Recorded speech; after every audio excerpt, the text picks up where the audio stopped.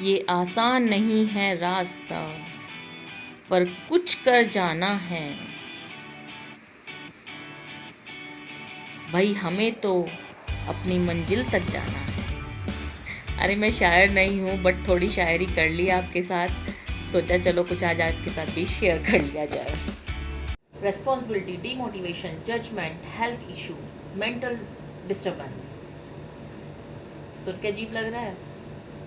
क्या पता ना लग रहा हो, बट अजीब कुछ नहीं है। अगर शादी हो गई है और आप शादी के बाद में पढ़ाई करना चाहते हैं तो ये सारी चीज़ें आपको समय समय पर देखने के लिए, सुनने के लिए, एक्सपीरियंस लेने के लिए आपको मिलती रहेंगी।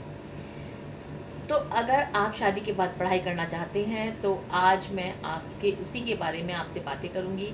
आप इस वीडियो को लास्ट तक ज़रूर देखना, क्योंकि बहुत सारे पॉइंट्स हैं जो मैं आपके साथ शेयर करने वाली हूँ on the basis of my experience. क्योंकि मेरी शादी को हो गए हैं 9 साल। अब आप सोचेंगे कि ये हमें क्यों बताएगी, तो मैं थोड़ा सा बता देती हूँ। मेरी शादी को हो गए हैं 9 साल और आज भी मैं अपनी पढ़ाई कंटिन्यू की हुई है, but now completely I am satisfied because I have reached at my destination. जो मुझे अचीव करना था ऑलमोस्ट कर लिया है। जो आगे की अपडेट्स होंगी वो भी, मैंने चैनल तो है ही, इस पर मैं बनी रहूँगी, आगे भी आपके साथ शेयर करती रहूँगी। पर अब हम बात कर लेते हैं कि शादी, अगर आपकी शादी हो गई है, आपको पढ़ाई करना है या नहीं करना। ये डिसाइड करना भी बहुत मुश्किल होता है। कई बार बहुत सारे लोग मैंने देखे हैं कि वो स्टार्ट करते हैं फिर गिव अप कर जाते हैं। तो ये हमें बहुत सारी बातें हैं जो हमें बाद में समझ में आती हैं, बट मेरी इस वीडियो के थ्रू आपको थोड़ी सी चीज़ें मे बी क्लियर हों। जितना आपको क्लियर हो आप कमेंट करके ज़रूर बताना कि जो मैंने ये वीडियो बनाने में मेहनत की है ये सक्सेस हुई या नहीं हुई। चलो अब हम बात कर लेते हैं, सारी बातों से घूम फिर कर हम वापस आते हैं कि शादी के बाद हमें पढ़ाई करनी चाहिए या नहीं। सबसे पहले मैं आपको बताती हूँ कि आपको सबसे पहले फोकस जो करना है, आपको सबसे पहले जो सर्च करना है, ये सर्च करना है कि आप पढ़ाई करना क्यों चाहते हैं। सबका अलग अलग मोटिव होता है। कोई किसी को दिखाना चाहता है, कोई पैसे के लिए करना चाहता है। सबके अपने अलग अलग फैक्टर्स होते हैं। कोई सेल्फ डिपेंडेंट बनने के लिए करना चाहता है। सबका अलग अलग होता है, लोग अलग अलग होते हैं, उनके मोटिव्स अलग अलग होते हैं, उनके एम्स अलग अलग होते हैं। तो आपको पहले वो सर्च करना है कि आपका जो मोटिवेशन है, जिससे आपको मोटिवेशन मिलता है, वो कितना स्ट्रॉन्ग है। तो अगर आपको लगता है कि नहीं, आप गिव अप नहीं करेंगे, तो आप अपनी पढ़ाई को कंटिन्यू कीजिए। अब मैं बात करती हूँ आगे की बात। तो सबसे पहले हम बात कर लेते हैं रेस्पॉन्सिबिलिटीज़। देखिए, जब शादी हो जाती है रेस्पॉन्सिबिलिटी तो ऑटोमेटिकली बढ़ ही जाती है। मतलब पहले आप केवल एक बेटी और एक बहन का रिश्ता होता है, एक दो रिश्ते और होते हैं मौसी बुआ का भी, बट वो भी इतने में नहीं होते जितना केवल एक बेटी और एक बहन का जो रिश्ता होता है वो मेन होता है। वो हमारी लाइफ में ज़्यादा मायने रखता है। लेकिन जब शादी हो जाती है तो एक तो दो फैमिलीज एक दूसरे से अटैच हो जाती हैं और आपके रिश्तों में तो समझो बहुत ज़्यादा बढ़ोतरी हो जाती है। ये रिश्ते जितने खुशी देते हैं, खुशी बहुत मिलती है इन रिश्तों से। ऐसा नहीं है कि नहीं ये कोई हमारे ऊपर वेट डाल दिया है, वेट नहीं है, इन रिश्तों से खुशी भी मिलती है। बट जब इंसान पढ़ाई करता है तो उस टाइम पे ये कहीं कहीं रुकावट भी बन जाते हैं, क्योंकि आपके ऊपर रेस्पॉन्सिबिलिटी बहुत बड़ी आ जाती है। शादी होती है, सबसे बड़ी रेस्पॉन्सिबिलिटी जब आती है जब आप माँ बन जाते हैं। माइंड होता है ना, वो भी कम्प्लीटली चेंज हो जाता है। सारे रिश्ते एक तरफ और एक माँ का रिश्ता एक साइड हो जाता है। तो हमें सारे रिश्तों को बैलेंस करते हुए अपनी पढ़ाई करनी होती है। तो कर पाते हैं या नहीं कर पाते, ये आप पहले डिसाइड कर लें।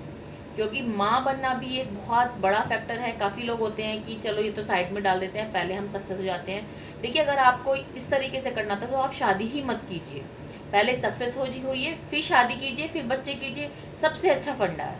बट अगर आपने सक्सेस होने से पहले शादी कर ली है तो आप बच्चों को साइड में नहीं डाल सकते, क्योंकि ये सारा जो एक प्रोसीजर है, कहीं ना कहीं हम लोग आज कह देते हैं कि सब हमारे हाथ में है, बट ये हमारे हाथ में नहीं होता। कहीं ना कहीं जो एक ऊपर जो एक मेन पावर है, मेन सोर्स ऑफ पावर है, वो भी रिस्पॉन्सिबल होता है। तो ये भी एक बहुत बड़ा फैक्टर है। माँ भी आप बनी जाते हैं, तो ये तो हो गई हमारी रेस्पॉन्सिबिलिटी। अब आप समझ सकते हैं, इतने सारे रिश्ते तो कितनी सारी रेस्पॉन्सिबिलिटीज़। अब नेक्स्ट हम आ जाते हैं डीमोटिवेशन पर। देखिए, जब आप अब दो परिवार हो गए हैं, दो फैमिलीज हो गई हैं, दो फैमिलीज के रिलेटिव्स हो गए हैं, सब जब शादी हो जाएगी सब पूछेंगे क्या कर रही है ये, क्या कर रही है, अच्छा अब तक पढ़ाई कर रही है, अभी तक पढ़ाई पूरी नहीं हुई है। तो कहीं ना कहीं आपको डिमोटिवेशन मिलेगा इससे, क्योंकि पहले आपके केवल पेरेंट्स होते हैं। पेरेंट्स ना हमें आगे से आके बहुत ज़्यादा सपोर्ट करते हैं। वो एक हमारा, मैं क्या कहूँ कि वो हमारे ना एक शील्ड है कि वो हमें प्रोटेक्ट करेंगे ही करेंगे। बट जब शादी हो जाती है तो वो प्रोटेक्शन कहीं ना कहीं खो जाता है, फिर हमें प्रोटेक्शन अपने आप करना पड़ता है। तो डीमोटिवेशन भी आपको मिलेगा ही मिलेगा।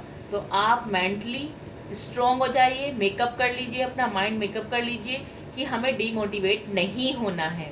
मैं ये सारी बातें पहले बता रही हूँ आपको कि जब आपके सामने ये सिचुएशन आए तो कहीं ना कहीं आपको याद आ जाए कि नहीं, हमें अंकिता ने बताया था कि ऐसा होगा, तो मुझे डीमोटिवेट बिल्कुल नहीं होना है। मुझे अपने जो मैंने एम अपना रखा हुआ है मुझे वहाँ तक पहुँचना है।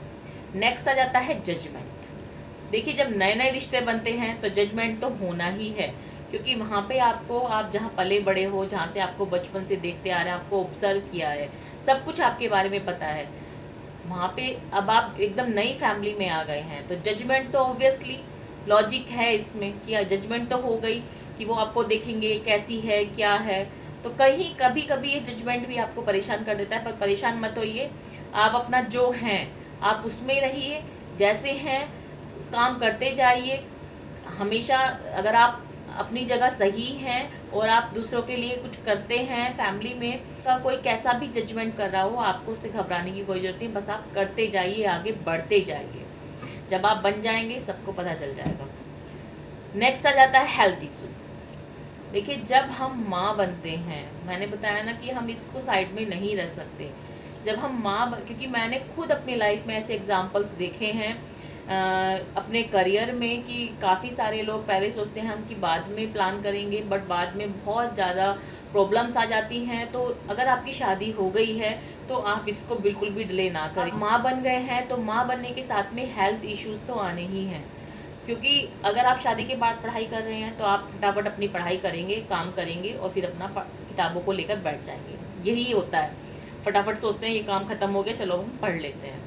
जो शादी के बाद पढ़ाई करती है ना, उनके साथ ऐसा ही होता है। अगर आप करते हैं तो आपको अच्छे से पता होगा। तो हेल्थ इशू भी आ जाते हैं। हेल्थ इशू मैंने इसलिए ऐड किया क्योंकि ये मैं फेस कर रही हूँ। मैंने मतलब पढ़ाई की, ठीक है, बीच में ब्रेक्स भी आए हैं और फिर भी मैं कंटिन्यू करती गई, फिर ब्रेक्स आए, फिर कंटिन्यू कर लिया, ऐसे चलता रहा। बट इन सब की वजह से मैं जो है इस टाइम पे हेल्थ इश्यूज़ काफ़ी आ गए हैं। सर्वाइकल हो गया है, पीसीओडी है, बहुत सारे हेल्थ इशू हैं, उसके बारे में कभी और बात करूँगी। तो हेल्थ इशू भी देखिए, इसके लिए ना आए तो आपको ये बहुत ज़रूरी है कि थोड़ा सा आपको हेल्थ का भी ध्यान रखना है अगर आप शादी के बाद, क्योंकि आप जो बनना चाहते हैं अगर आप बन भी गए और आपकी हेल्थ सही नहीं है तो आपको एंजॉय नहीं कर पाएंगे। तो इसलिए आपको अपनी हेल्थ का भी ध्यान रखना है। अब आ जाते हैं हम नेक्स्ट कि आपको मेनली क्या होना चाहिए आपके पास कि आप पढ़ाई करें।